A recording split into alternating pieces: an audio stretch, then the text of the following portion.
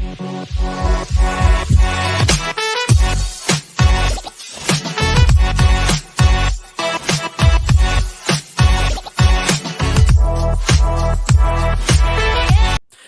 everybody, to Generation Dan, the only podcast that is both indispensable and also on a performance improvement plan. I'm Atlas Novack. I'm your millennial. Who else is here with me? I'm Dino, the genetic marvel, and this episode hits home. I'll be honest with you. I love the title and everything because that is exactly what it is. Torture is scheduled from 9 a.m. to 5 p.m. You get a half-hour break, and you know what? You get breaks in between. Take them at your own dismay. Our guest today is Sarah, the rabid corporate Shill. Love the name. It's fantastic. Welcome. Thank you so much for having me. I love, if nothing more, talking about my own personal enslavement in the bonds of capitalism. In all honesty, the best part is when you work. So I used to be a financial planner, which is a real job with like real responsibilities and stuff. And, even there, like the weirdness of people who are like, this is my whole identity and everything. You're like, hey, that's not real. You're not a person. You're just a job. And they're like, what? And you're like, yeah, man, that's not there's a lot more to it. And people don't get it. And I'm not sure if it's on purpose or what, but it is a thing. So, of course, we are a podcast devoted to the study and speaking of the differences between generations, which I think goes great with Sarah's content, where you talk about like just kind of work culture, and then mostly Gen Z people in the comments being like, why do I gotta wear pajamas at work? Or why can't I wear pajamas at work? There's another comment that I haven't yet responded to, which was, I don't know, like somewhere in the background, my cats are doing sort of a kamikaze thing where they find the loudest possible thing that they can play with and decide now is the time. Sorry about that. They're contributing. It's okay. Talk about the blind wind. Yeah. But so there's a commenter that said, it's not even necessarily about like, you expect, there's a lot of this that is just chalk upable to youth, right? But like, there's a lot of teachers in the comments who are like, I just don't really care what my students wear to work or to school. Like, what matters is their performance. And it all got into, this all started because, and you're going to wait for like the punchline or like the other part. There is no other part. So what I said was, hey, when you get job, go ahead and clock in and then go ahead and do job. And then at clock out time, you leave. And a bunch of youths said, no, you bootlicking bitch. And I remain shocked by this, that this was kind of a chorus. So of aggressive. responses. Yeah. That's not even like a political thing. That's just what happens. That would be like, you go to car, you sit in car, you put key in ignition, you turn key, engine roars to life, and they're like, no. No. Yeah. And the here's, I was also once a sophomore in college, right? Like, remember learning all these like big, new, exciting words to describe systems. You're like, yeah, the system felt rigged. And like, yes, you are right. But like, wow, it's a lot more complicated than that. Like, how much time do you have? But also, you still have to mop the floor, Jeremy, even though we are all working against systems of oppression. And I would argue that the shackles of capitalism is one of them. Also, floor's dirty, man. Just get the mop. You know what I mean? Yeah. It's funny that you mentioned teachers because I'm a teacher. And in regards to like students coming to school in their pajamas, I don't know. You're a millennial, right? You were in school during 9/11. Okay, you're a millennial. So when we were kids and people would come to school with like their midriff exposed or like the too thin spaghetti straps or, the shorts are too short, whatever, you would get dress coded. And that is not a thing anymore. Not at all. Even if you as a teacher disagree with what a kid is wearing, the problem is that admin doesn't enforce it anymore. Yeah. And at a certain point, like, you can't spend all the time being like, put a sweater on because you've got to teach these kids how to read or whatever the thing is. Yep. And I was normally I would suggest like get a bunch of humiliatingly oversized clothes from a Goodwill, but like teachers still have to buy like pencils with their own like out of pocket money. Like where is that money supposed to come from? You know what I mean? I don't want to have, you know, Yeah. I have the time or resources. I'm all for like, you know, kids being too big for their britches and kind of getting a nose out of it, so to speak. But listen, let's just be honest. They need to bring back bullying and Fight Club to schools. That's the only real solution we have. Just before we continue, Victoria says, I don't know what kind of school you had. We didn't have Fight Club. We had hey, you know what? Chess Club. Listen. Having a Fight Club in school, I'm not saying it should be like kindergartners. I'm just saying there should be. Listen, the country of Peru, every day after Christmas has a festival where everyone gets to throw hands against whoever they want. It is completely legitimate, and people, hey, you settle it on Boxing Day with hands. And you know what? The rest of the year, everyone's peaceful. Nobody's like, hey, Peru, they're causing shit. No, one day a year, they throw hands and it's done. Anyways. Oh, no, it's Boxing Day, but like Boxing Day, not exactly Boxing Day. So Victoria says Apollo is sorting with me watching your podcast, of course, because he's a cat. Okay, Wally John says, okay, here we go. Trivia question between you guys. His first one was, what breed of dog is Scooby-Doo? Great Dane. Great Dane. We're being brigaded by some. Okay, it gets weirder. I'll tell you that, because Free Him Please says, loving the stream. Just wanted to say I subbed and shout out to when my 1-year-old sister was drowned by my 2-year-old sister when I was 8. Jesus Christ. That okay. Out of control. Yeah. At the high school I work, I had a whole closet full of supplies. I mean, apparently somebody lives in the Labs Luxury or, you know, the Wizard of Oz. I don't know. But either one. Listen, it's hilarious how you guys both brought this up about school related stuff. And it's like yes, why can't you wear pajamas to work? I don't think that people should decide on how skilled or professional you are by the clothes you wear. I agree. The alternative is a work uniform, and we all just have the exact same gray clothing that we have to wear day in and day out. You can't have everything. It's not perfect, but you know what? Don't wear a Speedo to work. That's inappropriate, even in the summertime. Just, you know. Because if you get to wear a Speedo, I get to wear a Speedo. And trust me, nobody wants that. It's just... Follow the stagehand / mime rule, right? Like, at most, you want to go the Steve Jobs, right? Steve Jobs was known for his black Isamiyaki turtleneck, black pants. Easy peasy, right? Like, pick a uniform. There are so many people in the comments who are like, I have simplified my life. I have chosen a uniform. People comment on it, and then they forget about it because I'm not there for my clothes. Yes. I mean, look, I realized I do something kind of like this because I have like a dad sweater that I wear to school. I got about 4 of them. They're different colors. They're some kind of cardigan. Yep. And plain t-shirt, jeans, sneakers. Yep.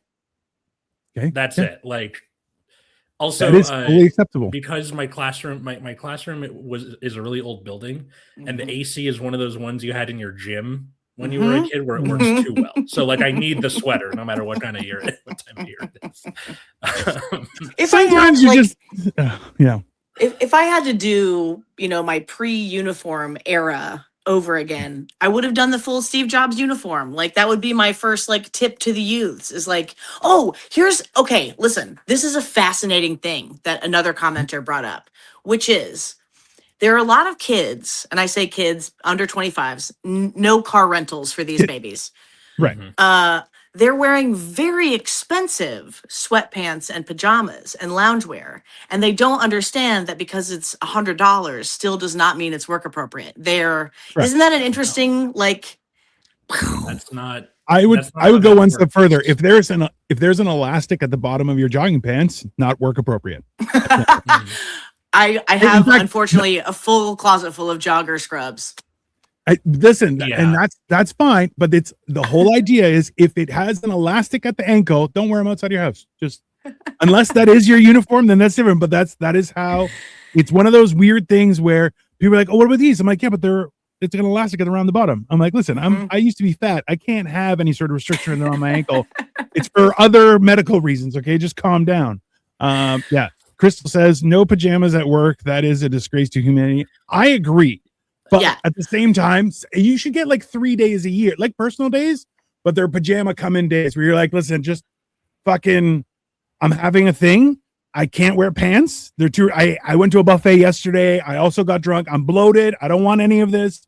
You know, it's a very reasonable thing. I feel, you know, I'm wearing pajamas right now, but I'm at home. That's correct. Same. Yeah. Yep. Listen. I also want to make a comment. There was an interesting flare up that happened on TikTok where a lot of slovenly babies were like, listen, dress codes are racist. And if you don't let me wear pajamas to work, that is racist of you. And here's what I want to say. Please don't hurt yourself with that reach. Orthopedic surgery is extremely expensive these days. And anesthesia is not a guarantee. But what we're not going to do, what I simply refuse to do, is I refuse to lower the dignity quotient of the racial justice movement by saying, like, you know what this is really about? It's about your right to wear pajamas at your accounting job. No. We're not making it about that. I just want to let that one out right at the top, you know? I would go one further and ask what race it is that's wearing pajamas non-stop, because I want to join. I'm Greek. I'll wear a toga to say, hey, it's culturally appropriate and nobody can say shit. I'm down, but like, I don't know what did Atlanteans just wear jogging pants and pajamas all day? I'm okay with it. That may be why God struck them down. I don't know. I don't know what happened. I don't even know if God did it. The toga seems pretty like comfy. It's airy. It's, you know, if you need more, add more togas. It's pretty reasonable when you think about it. You know, he's Greek. So. You know, hey, a fleece lined toga for winter months. I'm in Canada. It gets cold, you know? Like, okay. So I also wanted to have you on the show because on paper, I sort of disagree with the dress code thing in the sense that I have a hatred of specifically suits and more often like modern suits because from like the 1980s onward, they are a very boring, drab piece of clothing that doesn't really have a lot of expression to it compared to the options women have in the workplace. And you can kind of put that on the AIDS crisis, but that's like a history thing that I'm not going to get into. I'm serious because it's a really I mean, I know it's not a joke, but like, that really caught me in the 70s. There. Suits were starting to get more elaborate, and like you see that in like the way people dress up to go disco dancing and stuff like that. And because people associated that with gay people, and then when the AIDS crisis happened, like you see where I'm going with that. Anyway, absolutely. I associate them with lawyers and specifically divorce lawyers, and my parents were divorcing for 8 years, so fuck suits. But I also get the whole, like, if your uniform is important to what it is you're doing at work, i.e., if I'm like as a teacher, dressing kind of teacherly is important to separate yourself from the classroom. I used to work at an eye doctor's office doing the medical records. Even though I never talked with anybody in person, I still had to be there in the scrubs in case I ran into a patient who needed this or that thing. I have a hypothesis. What if we switch things around? So like if you're a CEO, you're not allowed to wear pants with a zipper. Like you have to wear jogging pants. If you're a lawyer, you can't wear, like you have to wear like those cargo pants that zip apart into shorts. That's the only pair of pants you could like weird shit like that.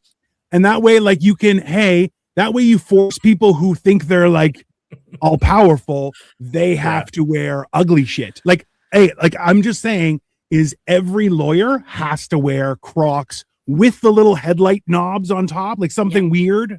And then you're like, haha, your distinguishing mode of dress is no longer a peak, but it's a cross you must bear because of your horribleness as a lawyer. I think it's a thing.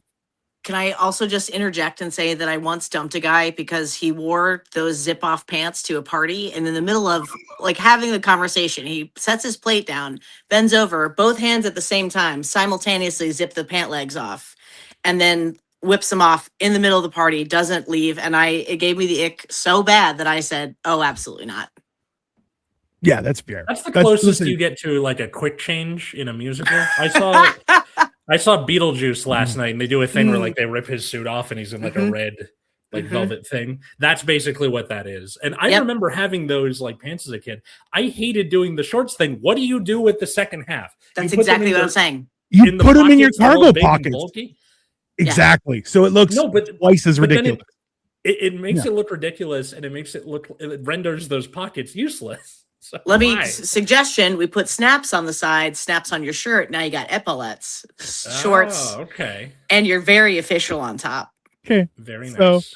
So okay, hold on, Atlas. You brought this up, wearing snaps back in the day. So Sarah, I'm not sure if you're familiar with this because I'm older than both you guys. But back in the day when snaps were a new thing, is we would go around and we would tear them off people, right? Like that was, and it was a funny. I got had before it happens. I, on the other hand, being a giant, I saw a guy wearing like track pants, what I thought were snaps. So I walked up to him, I gotcha, and I just ripped his pants off. Like, and then he's just like, "Why did you do that, man?" And I'm like, "I thought these were snaps." He's like, "They're not." And I'm just like, "Here's your pants back. I'm sorry. I didn't. It was an accident." Oh. And I feel like having those kind of fully snap away clothes in public it's an invitation, like you might say. Well, you learn a lesson really, really quick about why that's for your home comfort. Or when you're working out and say, "Hey, I can't change. I just need to let more air in," or I'm a stripper. That's fine too. It's a very useful, but like day to day, I don't know. It's I pray every day that someone comes up with a Kobe style powder throwing, but it's like a stripper bit, like, and they play the intro music, the pre-basketball intro music. Anyway, another story for another time. That's a freebie idea out there for you. Not bad. Victoria says, "You dress for the job you want. Also, zip off pants." Victoria's my wife, by the way, Sarah. So zip off pants at any social setting is an ick. LOL. That's only for exercise. I mean, she's a fashion designer. She knows this stuff. Yeah. Camping, and even then, I feel like you should be able to add extra pants in camping, like additional, like second layer pants. You could double your pants, but only in certain area. I think it'd be funny. I mean, people will buy it. You got to charge $1,000 for just like the base pants, and then additional layers. Like you could have hologram ones, like Pokemon cards, where it's like, this is a shiny. My shin's not so shiny, but the thigh part shiny. Yeah. You can get like a crotch zipper part where it's like got an explosion on it happening. Something I don't know. There are ideas. There are ideas that could work. I've said for years that the problem with things is they don't have a union suit style butt flap. We just more butt flaps on everything. Imagine the convenience. See, I'll be honest with you. There's like a college humor bit where one of them is like trying on a romper, and then like she has like an angel devil on your shoulder moment of like whether or not to get the romper, and there's a thing where she's like, "You're right, rompers are for toddlers and Beyonce." And I just like, it's not that. Hey, listen, it's onesies are great until you have to pee. That's it. That's the 100% is you naked in that public stall. Thinking about your choices, and the fact that any passerby most of the time could just see your whole entire naked form in its worst position, which is roly-polied, where you're like at maximum front roll. You know what I mean? Yeah, and additional like 40% side roll at that point too. It's one of those things where also there's no way if something goes wrong and you're wearing a onesie. That's it. Like it's you're done. Everyone's gonna know that something went wrong. And especially the state of public toilets in this day and age, you don't roll it when you put it down and it falls to the ground. All of a sudden you don't have a urine stain, you have someone else's urine stain on you. You don't want that. On the front of you, on like potentially an above the navel zone, like the nightmare of it all. Also, let me just, for a while, and I still cannot figure out if Office Siren was like Tide Pods, like as something to just enrage the old people.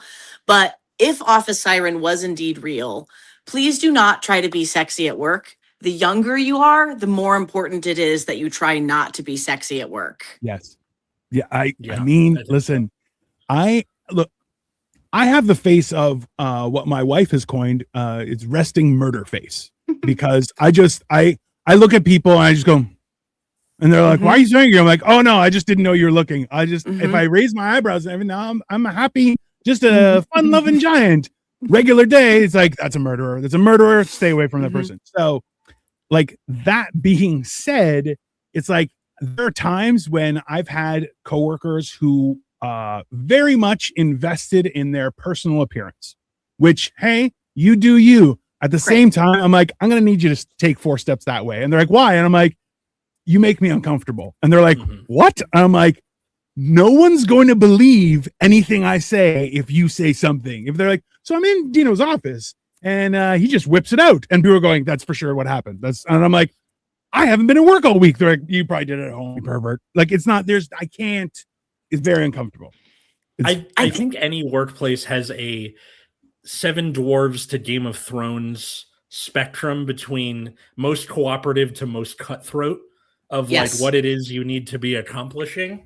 So for teachers, that can land almost anywhere, but most schools are closer to the Game of Thrones side because it's like, do you get along with your principal? Admin, you got to get along with the like the office ladies and the plant manager and all that stuff. So it's like this very delicate game of like, how do I be as friendly as possible while also being as unassuming as possible? Hence why every workplace needs a fight club. I'm just like, if only. Not even, hey, I'm not even saying that fight club. I say, look, have mouth guards, have gloves, have head guard, whatever you need. But sometimes you just need to punch a motherfucker in the face. I feel like that's very reasonable. Here is an unfortunate and misogynistic truth that I feel comfortable sharing, having experienced it. Like, a lot of older women pick on younger women because they're just younger. Like, they maybe didn't do all the things that they wanted to do when they were in their 20s.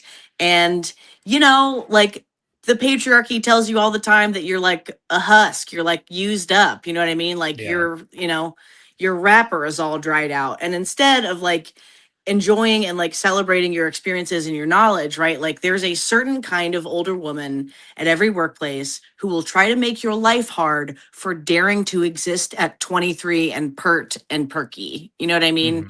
And the more you sort of dress down to, and it shouldn't be like this, right? This isn't fair, but like, if you show cleavage, that same woman is going to be 10 times harder on you. And so by like kind of neutralizing yourself as much as possible in the way that you dress, like, you are taking yourself off of a certain bitchy kind of person's radar who will absolutely make your life miserable because they're just bored. Right. Yeah.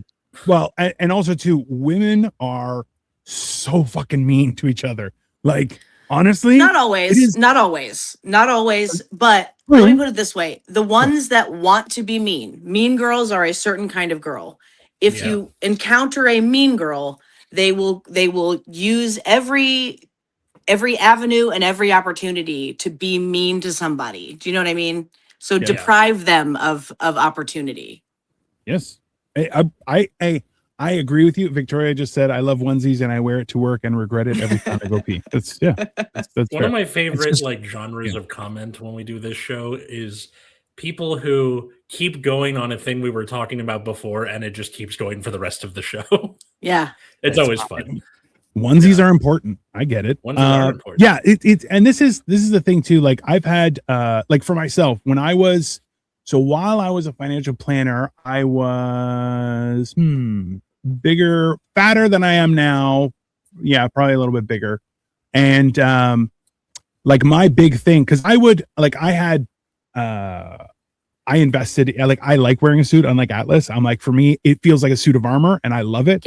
Because I look so fucking dangerous in it. And I'm just like, that's like, so my thing was 3-piece suit. I would have French cuffs and collars. I would have cufflinks, made out of human $400. I mean, not only one pair. So but the whole thing was. And by the way, like, people notice, you know what I mean? Like, somebody with that kind of attention to detail, you're like, okay, like, this guy knows what's up. Yeah. And to the point where I remember we were getting suits and shirts made And I'm like, I want that gray suit and I want that purple shirt. And my wife looks at me, who's a fashion designer? And she's like, purple and gray. I'm like, listen, I've been wearing suits since I was 5 years old. Just calm down. Then I wore the full ensemble. Of course, I grabbed like a $400 Canali tie. And I'm like, I show up and she's like, holy shit. I'm like, yeah, I know I know how to wear a suit. I don't know how to dress like a human, but a suit, I know. And that was like, to the point where people, because I was fat, I'm still fat, but very fat then, people would walk into my office and think I'm an idiot. And then I would do all sorts of crazy stuff. And then they're like, hold on, you're dressed nice and now you don't sound stupid. I can't understand because you're still fat. And I'm like, that's okay. This is fun to me. And I would go on and on and on and on and on. And it was great because in any sort of corporate environment or even client facing environment, they immediately have so many assumptions and you're just like, hey, how about we have a little slap fight first? I'll let you go first and then I'll smack you. And then we could just treat each other like human beings. And I feel like there's something there. I don't know. It's a weird thing that the amount of people that are so insane in the workplace that you're just like, there has to be some solution to this. Because like you said, like I've seen older women gang up on younger women who were, I'll be honest, once I saw it, the young girl was a smoke show to the point where I'm like, you shouldn't be around these slovenly people. Like, you should go away somewhere else, find a dragon. I don't know, whatever you have to do. But they ganged up on her and she quit. She was like, I don't need this in life. And I'm like, good for you. Go become a queen somewhere. I don't know what you have to do, but this is not the place for you. Like, she got torn into by an old man who stunk. And I'm like, no, man. I'm like, that's not right. I can't. This is inhumane, right? It's weird. It's a weird thing. We're talking about, when it comes to like generational division, which is what this kind of, to circle us back around. I do feel like we've never been at a greater point of polarity where the whole point of like things like 6-7, right? Like, Atlas, you know better than anybody. Like the sort of the nature of 6-7 is that we don't understand it, right? Like that is the point. Is that like it angers, and there's nothing to understand, right? I put it as like like their version of us going, what's that? Like it just doesn't really matter. So it doesn't bother me too much. Yeah, keep going. Sorry. Just that, like, there's never been. I feel like this whenever I text one of my Gen Z coworkers and I use an emoji, I get like a flop sweat because I'm like, what if this means penis? Like, what if this means? What if this means I'm wet for your dick and all I meant is that it's hot on the bus? Like, I just want you to know that it's hot on the bus. And it has. I'm so anxious about being seen as like disconnected from particularly young people in a way that I was never worried about feeling that way towards like proving something to older people. But now it just feels like generationally everything is so fucking thick. Can I cuss on your show? Yeah, you do whatever you want. Great. So fucking thick with like extra context and extra meaning just because like culture moves so fast and it layers on top of each other. I love the term palimpsest, which is like the imprint of writing from several works on top of it. You end up with this like imprint of all the writing that's done on this writing pad. And now I feel like kids simultaneously have this sort of cultural agnosticism, I guess is what I would say, where they are aware of like LeBron's Nike commercials from the early 2000s, but also they don't know that when your supervisor says no, don't email your supervisor's boss. And how do you not know that? You know what I mean? There's like, I would start earlier and just explain to them, by the way, you should know HR couldn't give a shit about anyone here. HR works for the company and the company alone. And whoever causes risk to the company is a problem that needs to be removed. It's that simple. There's like, I teach seniors for English mostly, and like every year I've been teaching, I've had a different grade in addition. But I've always taught seniors, and at the end of each year, I do one class called The Last Lecture, which is all these little like idiosyncrasies that have nothing to do with Othello, for example. Like these are just things you would need in everyday life. And I feel like I should like keep some of these down for this, because it's like how to maintain friendships after high school and that sort of thing. Like stuff about, you know, roommates and things that you're going to run into very shortly. But that is also good to keep track of. Yeah, but that's you see there. That's the thing is there should be like okay. I don't know how it is in the States, but do you guys have to take English every single year that you're in school? Mm-hmm. Yes. Yep. Right. So why isn't there a course called How Not to Be Retarded? There's just like, hey, probably from the I'm title. Saying, like, hey, it's coming back. I don't give a shit. Okay. And you know what? Hey, it's the word. It's on retard, not on me. Blame languages. Oh yeah, I'm Greek. That's my fault. Suck it. No. Okay, so I think what you mean is like some of these still should be transferable, which is if you have a beef with your teacher and you go to the principal, it doesn't usually work out very well. Right. Compared to if you just try to resolve it with the teacher, but for some reason the transfer part of that isn't sticking. Where people on TikTok are always saying like, why does nobody have media literacy? English was media literacy class, you idiots. Exactly right. Yep. Yeah. I worry, I get concerned sometimes that, and you know what? This is actually a question I should ask you. How has your relationship, how long have you been teaching? This is my 3rd year teaching. Okay. I'm still pretty new.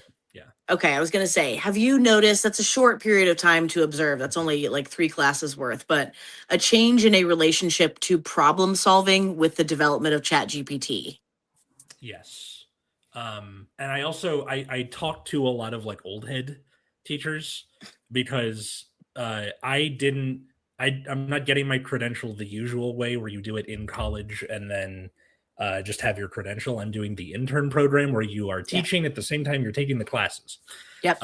So a lot of the like salient things that I've learned has been through experience and other teachers at my school. Hey, what was this like before the pandemic? Like, just tell me.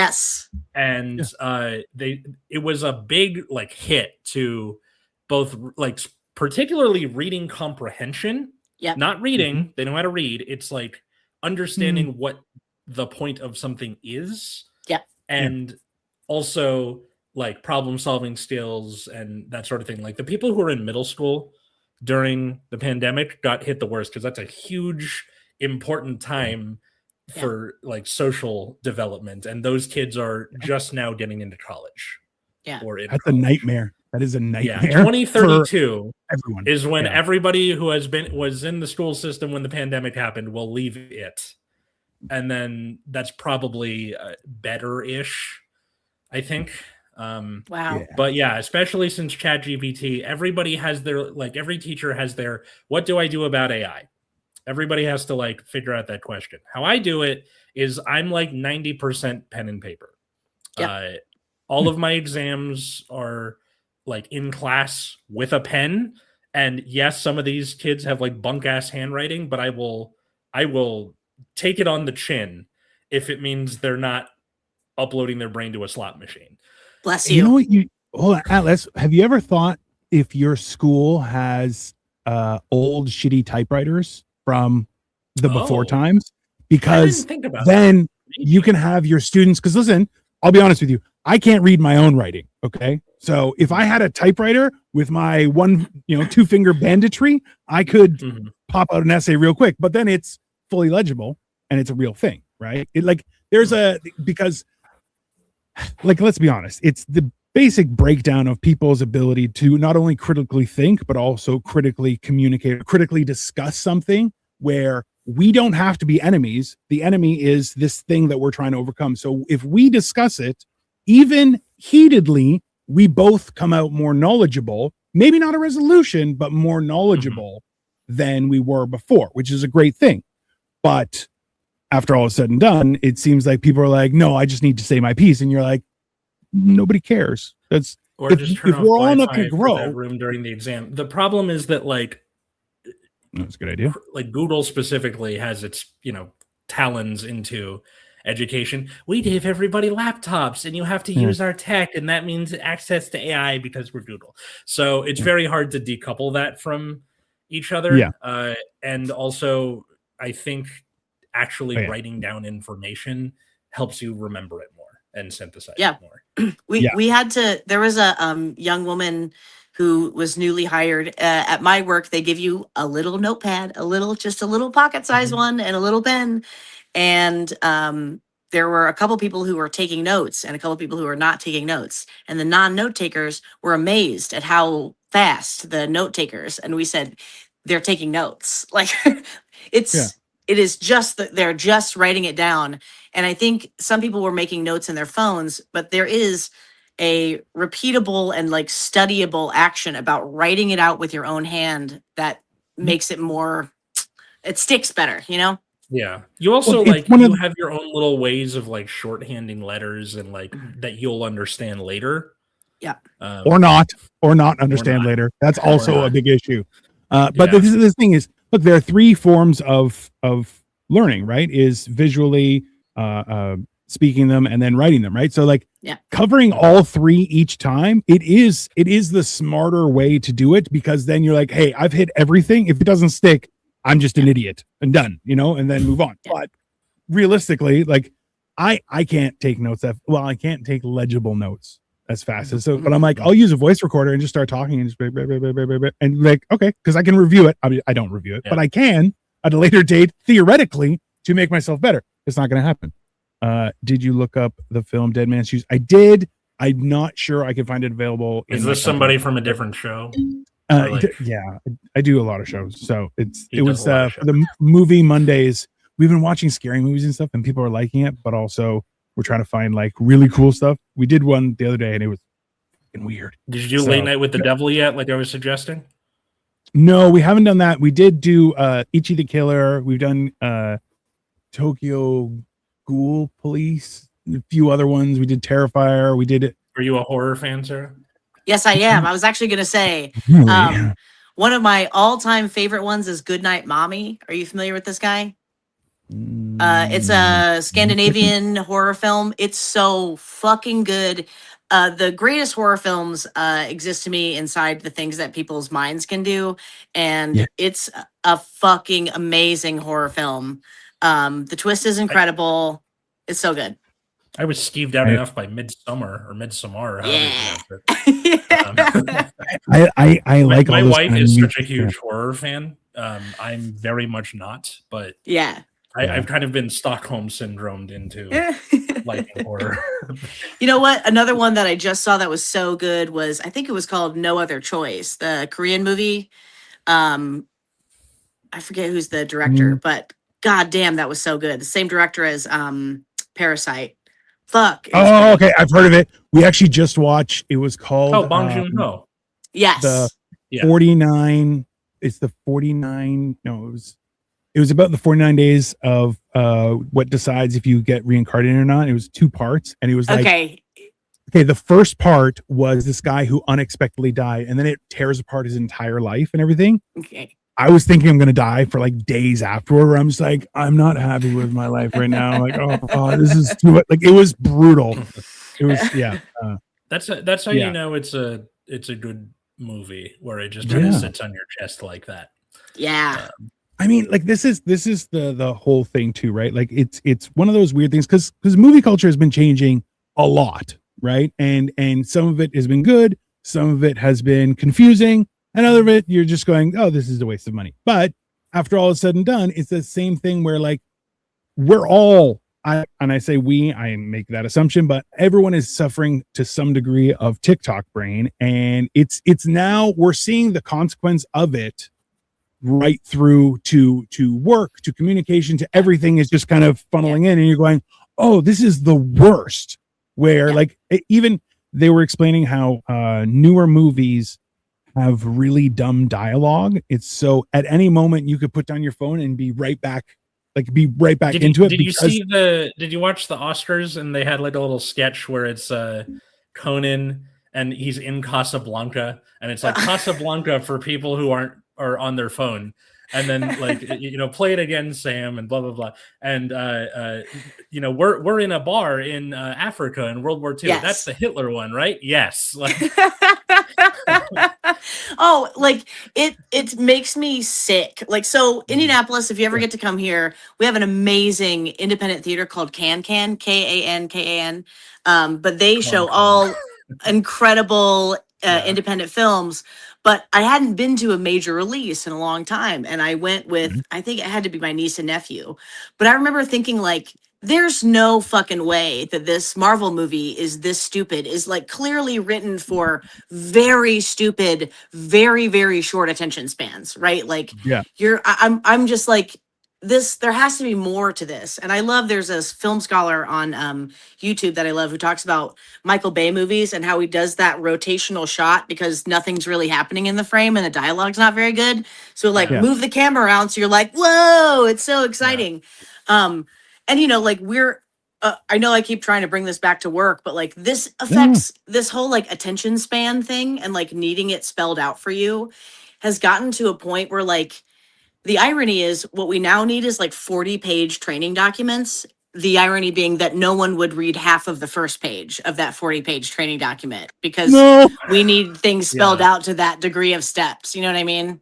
It's and that's why like a lot of trainings are videos now, and it's like people, you know, teachers have to do this thing every single year. They make you do the training for like bloodborne pathogens, and like I get that they're covering their bases legally, but it's the same training every year. So there's a joke where like you just keep hitting next until they get to the quiz at the end, and then like we all pass it because we've done this however many times we've done it. But the fact that they have to do that multiple times is sad. And I essentially, so I work in blood banking, which is essentially comes down to, it's a factory job. The factory is just really weird and it changes all the times and we have no idea where the parts are coming from. The parts are blood. The parts are blood. The parts are people. And what we end up doing is the same thing over and over and over every day. And that is why this has stuck out to me so much, is because like in all my other creative jobs, we were doing something different every day. It's easy for a person who like can't get with the program to kind of get lost in that because like creative jobs are really hard. There's like all the normal onboarding stuff. And then it's like, also, I'm going to need your 10 best ideas today. We're going to throw them all away. We're going to start again tomorrow. I need those 10 ideas. I can do them right now. But in a manufacturing setting that's SOP based, you're like, holy fuck, dude. Like, there's simply no way that you need this much help at this point. Cause like, my Christ, it's written on a piece of paper. Here it is. You know what I mean? Yeah. This is, you know what, but that's the hilarious part about it all, where like after all is said and done, the freedom that a regular process where you don't have to think and you could just learn, that the freedom that it gives you is unbelievably good, because it allows your brain, like I was discussing with somebody, I'm like, listen, so if I work all day in a mentally difficult environment, like when I was a financial planner, I'm like, at the end of the day, your brain's like, hey man, we're going home and we're eating dog shit. That's all. We don't care. Whereas if it's a physical day, I'm like, my brain can push my body significantly further at the end of the day. And I'm like, that it was a whole thing. And people are like, no, that's not true. And I'm like, trust me, it's very true.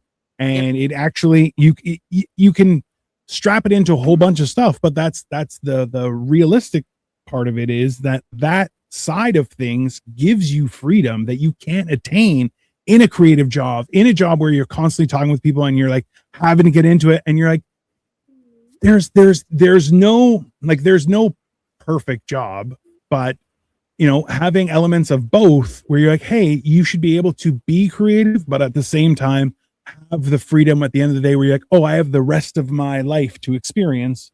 And you know, it's a good thing. Stress eating. Like, no shit, bro. I know. I was trying not to say it. A teacher. She's a kindergarten teacher. And we both have a thing when we come home. We just need like, don't bother me for an hour. Like, an hour. Oh, yeah. I get home before she does, just because I get out when school ends and then come home, and then she has to deal with like pick up with all the kids and stuff. So she's there for longer. So that naturally also when she runs her baby fight club. Her baby fight club's after. It's fine. We know the truth. And in this corner, young. So yeah, like that's just kind of part of it. And then I've been trying to work something out in regards to teaching ADHD students. And that is that they don't do work unless there is some kind of crunch, and then they do it really, really well. Yep. And I've been talking to my friend who is in med school right now who has ADHD. I'm like, how do you do this? This sounds incredibly stressful. And they said that like you kind of need a mentally stimulating job that has a bunch of things going on at once. Like EMTs are full of ADHD people. Yep. Because they constantly have something happening. That's right. And it's just not good in a like normal school setting. And I'm trying to kind of meet them halfway because I know they're not trying to be lazy. It's just like they know they want to do it. I know they're smart, but like there's something that's not working. Artificial crunch times are great. Like artificial crunch times, what I'll do is I'll set a timer for myself. Fuck dishes. If I could simply open my kitchen window and throw them out, it would just be like a Greek island, to borrow, I know you're familiar, like just shards everywhere, but I have to fucking wash them. So I set a timer for 10 minutes and I tell myself that I am that Tasmanian devil of dishwashing, and I just go as fast as I can for 10 minutes, and holy shit, maybe I can get it done. And then it's only 10 minutes, and I only have to do it for 10 minutes. Yes. Yeah. And like I've been trying to incorporate that by accident, kind of. Where we just finished reading Raisin in the Sun, and we're about to do Othello. And what I've did with like reading the play, instead of being like read this scene and then come back and we'll discuss it, I set a 20-minute timer. We read the play together and then we discuss it. And then it's like you go to the movies and you're talking about the movie after. And it's been working great. So I think I just kind of did that by accident. Yep. Gamifying as much as you can so that like I would encourage you to read a great book called Dopamine Nation. Have you ever heard of this? Dopamine Nation. No, I never have. So it's all about the way that like our sort of modern communication systems have hijacked our dopamine feedback loop. But in the meantime, you get this really good understanding of the dopamine feedback loop, which is like the task accomplishment, like whatever. So I would also encourage short bursts where they all have to contribute something that they can visualize as being complete in some way. I don't know how that would work out for you in an English setting, but I don't know. The game of Jeopardy. That's all you have to do. Yeah. Oh, yeah. You just be like, okay, tell me about this. Tell me about this. Tell me about this. Well, go. Also, just, like, my little fancy boy prep school people were very competitive, and the thing we loved the most, because like #asshole culture, was like someone would put one sentence that had some errors in on the board, and everybody would like compete to see who could find the most errors. Like I don't know if you're allowed to do that. That sounds humiliating now that I say it out loud. Yeah. I always do Shakespeare at the end of the year, and I know that this part in the year seniors are like, I've gotten into college, fuck all of you. But you still need to pass English to graduate. So what I do for Othello is like, okay, here is a list of different themes. Pick one, and this is a horse. Yep. You are tracking how often that horse shows up in the play and how much you can like, and it really comes down to like, how much do you pay attention and can dig that out of what you're seeing? And then whoever gets the most gets candy at the end. I like this. It worked for me last year, so it's not a bad idea. We'll see how Listen, there's a distinct process that needs to be used for certain people, right? It's not like for me. I walked in so I grew up in a machine shop. My dad had a machine shop. I was most likely going to work there. So I'm like, if this whole school thing doesn't work out, I don't give a shit. My dad bought me a new car when I was 18. Like I had we were just nice middle class. I have a house in Greece, all the good things, right? So I would argue with teachers, and I'm like, this is just really expensive babysitting. I'm like, none of this makes any sense. I'm like, you can't show me how this is applicable to me. That's the worst part. Oh, 100%. And the worst part is it doesn't have to be that way, right? But for some, like I had a couple teachers that I had known like grade 9, grade 10, grade 11, and suddenly I was put in their class, and I would go one class, two class, and I walk up and be like, hey, I'm going to try and leave. They're like, thank fucking God, I can't have you in my class. We we talk as peers because I was 6'2" in grade 9, right? So talking with adults, they're like, oh, you're an adult too, because I look like this. But in turn, they're just like, oh no, we can't talk like that anymore because you're here as my student and I'll fucking kill you because you're a pain in the ass. I'm like, oh, that's fair. That's totally reasonable. But like having a game for ADHD, that's genius. There was a guy on TikTok where he has a friend call him every 2 weeks and says, hey, I'm going to be at your house in 45 minutes. And so it forces him to speed clean the entire house. And at 50 minutes, it's like, hey, you still coming over? Like, no, you told me to call you every 2 weeks and let you know that I'm coming in 45 minutes. And he's like, oh, so you're not coming? He's like, no. Yeah. And he's like, cool, thank you. Really appreciate it. He's like, yeah, no problem. Just like, but that's the thing is like being helpful to your friends in that way, like knowing how you function as well is important. Like in school, the whole idea is everyone functions the same, and it's the same in work. Everyone does the same. Everyone can do exactly the same stuff, which you're like, that's not true. Like, I think anyone who's ever worked or been in a class, any sort of group project, no, not everyone can do everything. That's just fucking, it's just not true. Right. So being able to kind of cater to certain people is just, my nightmare, I guess. It's everyone's nightmare, I think. I don't know. My English teacher, Mr. Zimmerman, who made me into the writer that I am. I owe him a lot. I got a 780 on the verbal part of the SAT, largely because of him. But what he was great at is he would make us do a lot of flash fiction near the end because we were seniors. We were burned out. Like we didn't want to do anything. He would be like, I need you to tell a thrilling story and you have 100 words in 10 minutes to write it in, and just like spring shit on us like that, just to kind of keep us on our toes. But he would always do a style over grammar. So there were some kids who had no creativity. They're going to be fucking amazing tax attorneys. You know what I mean? Like they're going to save some terrible poisonous company billions one day. And they have no styles, but they had perfect grammar and they deserve points for that, right? Like, and in the real world, the way that comes out is my new coworker, Dion, is the best fucking dude ever. Like this guy fucks. He is awesome. He has a fantastic attitude. He is so nice to blood donors. He says yes, ma'am to women and it makes them like swoon over Dion. He calls men boss man and they love it. And 100%. He has the best attitude. I'm so excited to see him every day. And he makes mistakes sometimes. And I do not give a shit. Like, I think he is so smart. He is right where we need him to be.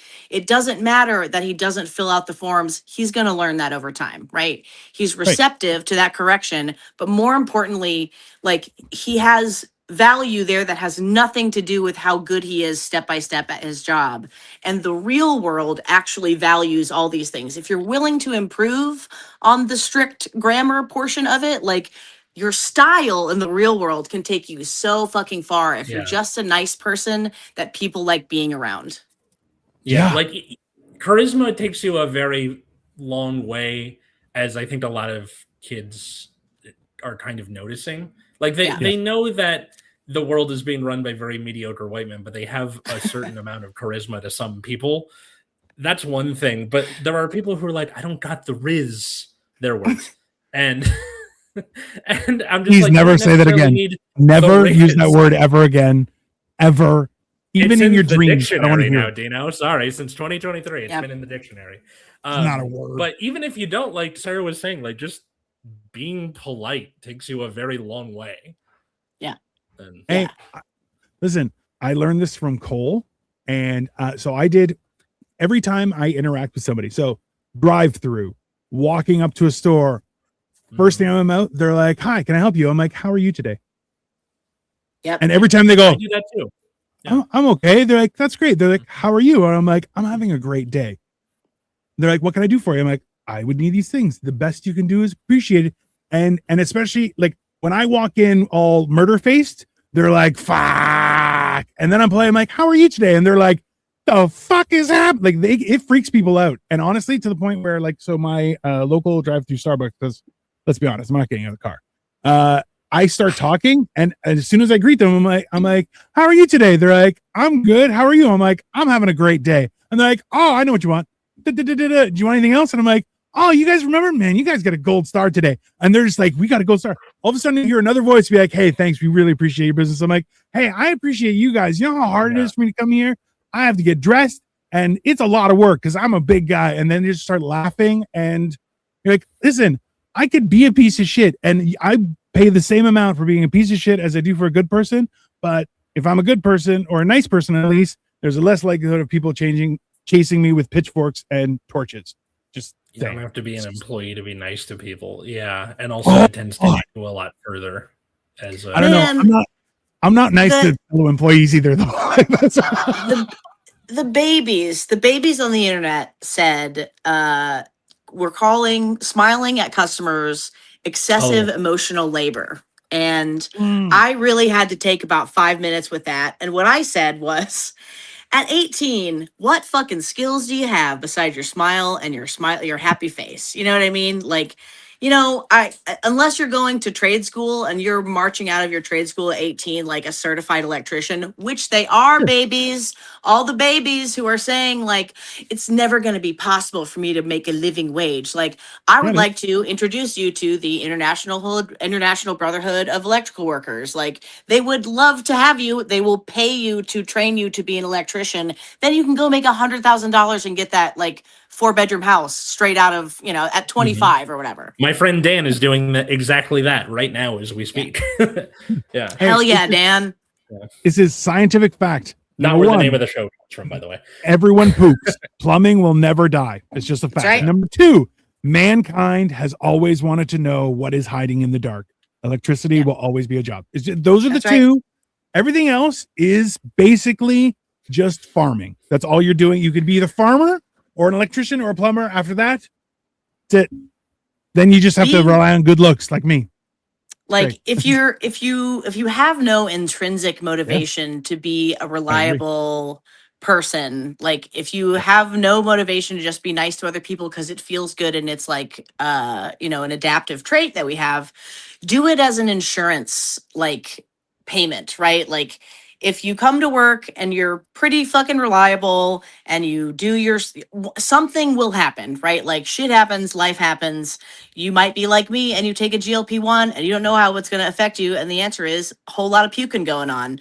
And you say, hey, I got to just run off the blood bus, because you literally have to run off the blood bus and just hurl in a bush nearby and like try to cover your company logo real quick when you hurl in the bush. Or something else happens. That's just a little autobiographical story for me. But you're going to need people to cover for you. And then just nicer and more pleasant person you are, the more people are willing to just help you when shit is bad for whatever reason. Yeah. As an addendum to that, also, don't trust any one of your workers. Not one of them. Don't trust any one of them. Just the nice thing. Whoever thinks you're nice to them, they will cover you as a nice gesture. But don't trust that they will do what's right for you. Okay. It's just a precautionary thing. Maybe I'm jaded. I don't know. But some people just want to be bad. It's just, I think, this is like a theory. It's Game of Thrones out there. Before, which it's a Game of Thrones out there. I'm telling you, it's 7 dwarves to Game of Thrones spectrum. Like, but also, I don't feel included in that because we're not allowed to carry swords or hammers, and it's not fair. Exactly. I'm just saying. But I think there's this sort of thing where, thanks to this is very vague, but a lot of media since like the mid to late 2000s, you have anti-heroes and jerkasses being the people who go really far in media. Even though Walter White dies at the end, he's a meth kingpin. Yay. So I think a lot of Zoomers probably, whether they notice or not, are like, if I'm a jerk ass, then I can do something, is succeed, and the reason I'm saying this is because a lot of my understanding of like courtship and love and romance in the mid 2000s came from the cartoons and stuff I watched. Yep. Whether or not you realize it, your kid is like absorbing the lessons of whatever it is they're watching and reading.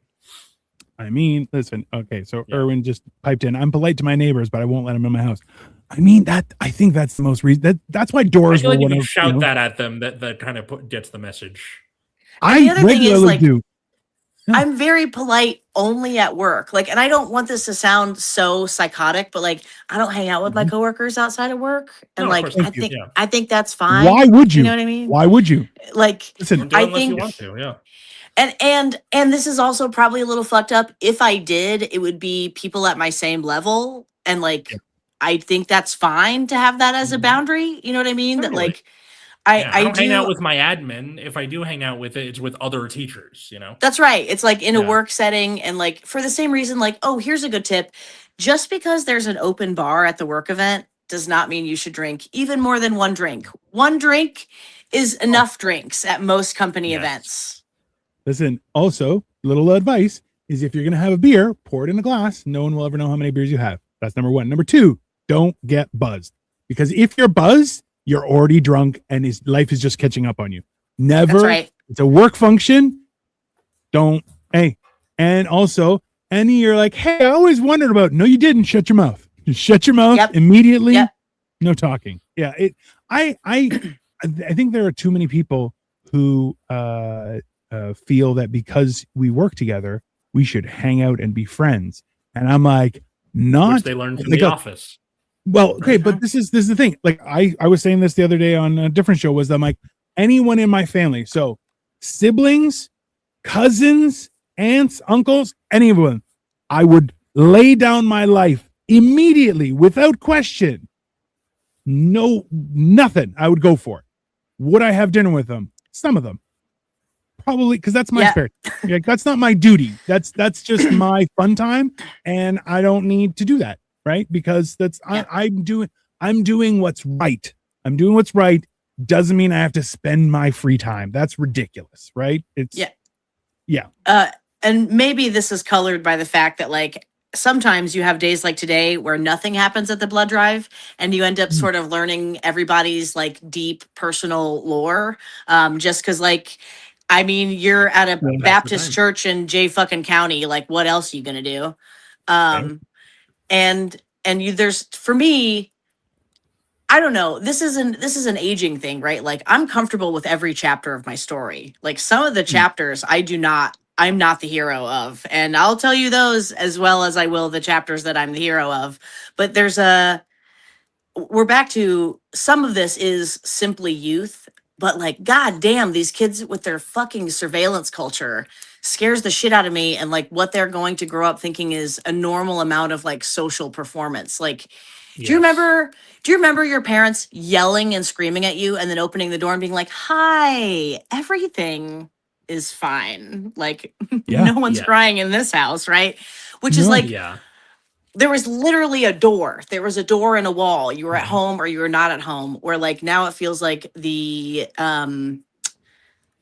common, the use of like taking a video of everything and posting it on TikTok. Feels like a total dissolution of front stage and backstage self, I guess. Yeah, there's that, and then like I noticed a lot of friends were like, so I was like watching him on like Find My iPhone or whatever it is. Like they give each other the like, where's the mystique at this point? Even like my sister-in-law, we were watching our nephews, and it turns out that my sister-in-law put an air tag in one of my nephew's shoes. And they're like, you'll be home in 5 minutes. We're like, sorry, what? How do you know that? Aren't we supposed to tell you that? It's very strange. And my sister-in-law is like older than us too, which is odd. Hey, that just means she has more accumulated psycho tendencies. That's all that means. Because if she's in my group, trust me, something happened. She's like, also, not on my watch. And just that's also part of the reason that like you have kids freaking the fuck out. California, in the last couple of years, bless you, Pumpkin. California, the last couple years, get it together, Pumpkin. Jesus. And gave kids these like yonder pouches, like when you go to a concert and you put them in. And of course, they immediately start freaking out because they're like, what if my mom needs to reach me? They'll call the school. But my boyfriend's texting me. When will I answer him? It's a text message. You answer the next time you can text. Also, everyone is under the same set of rules in the same school. He should know that you're not supposed to have your phone in the first place. But because it's like there's no backstage anymore, Jesus pumpkin have COVID. Jesus pumpkin have COVID. Maybe. I have a question for you guys. Because you guys are younger than I am, and this is all the immediate accessibility that I experience is very frustrating to me because Sarah. So this is a thing. I'm that friend that doesn't sleep. So when I get a phone call at 3 o'clock in the morning, I pick up and I'm like, "Hey, what's up?" And they're like, "Why are you still up?" I'm like, "Why are you calling?" And then it continues from there. And the thing is, like, I feel bad when I don't immediately respond to text messages.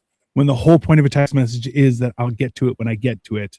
I don't need to focus on it. But it's like even people will send me like memes on Instagram and everything, and I'm like, I have to go through all of them, and I'm just like and respond and everything, and I'm just like, I just want to turn my phone off. And like it's a weird thing. Do you guys feel guilty for that, or is that a old person thing?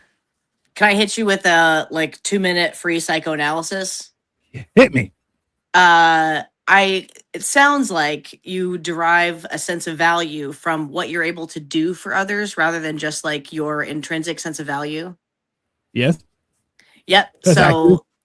So the interacting with people, what you're wanting to show them is like gratitude that they put the effort in for you, right? Like Absolutely. It's like and you don't want them to think that you're not grateful for them to interact with them, right?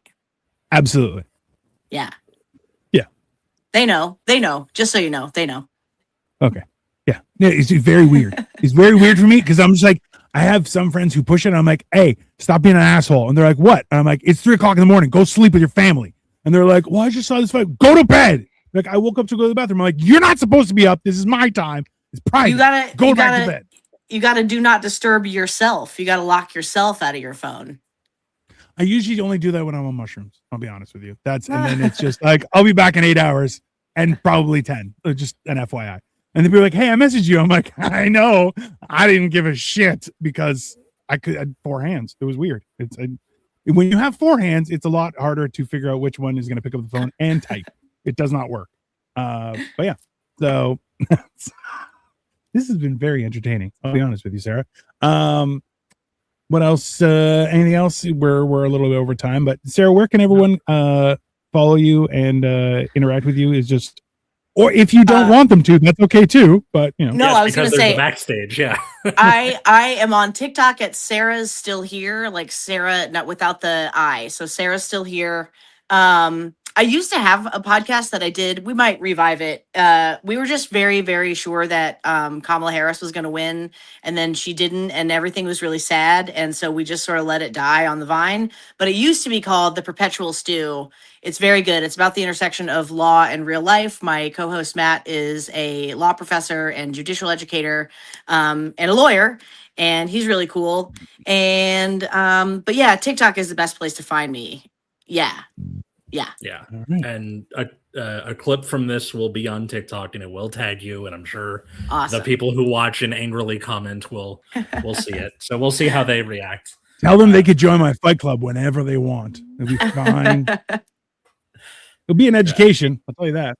I'll bring that up at the drivers, the next drivers meeting. I'm one of the drivers at my job. I think a driver fight club, because we can't yell because we're driving company logo vehicles, but we could punch each other. I think they'd be fine with that. I'm just like, it can be like a punch buggy scenario, but it's more you're a dick. Boom. No hitbacks. But like it's and then Sarah gets to have one of the scene from Sherlock Holmes where he's beating the guy up and like describes how he's going to kick the shit out of him. Look, there's a whole thing. I think it was Germans did it where a husband and wife were allowed to fight. The husband had to have one arm tied behind his back and had to be I think it was hip deep or waist deep in dirt, and he had one hand free, and the wife would get a stick. So I'm like, she can run around him with a stick. He only has one hand. It's a fair fight. Like there is, ways to do this. It could work. But anyway.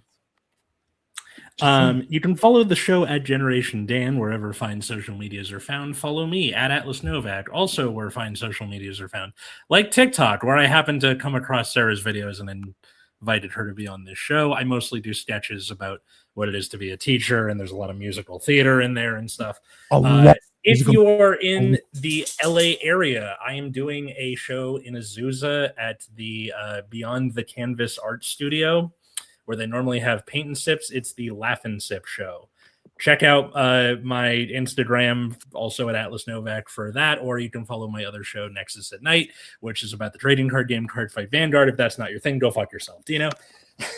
I am Dino the Genetic Marvel. I'm on the internet all the time. On Monday, we are commemorating the loss of, I guess, some sort of deity. Chuck Norris has passed. And so we're watching Missing in Action on Monday. We also have Morning Motivational Rant and, of course, Motherfucking Monday, because how else do you celebrate the end of the weekend?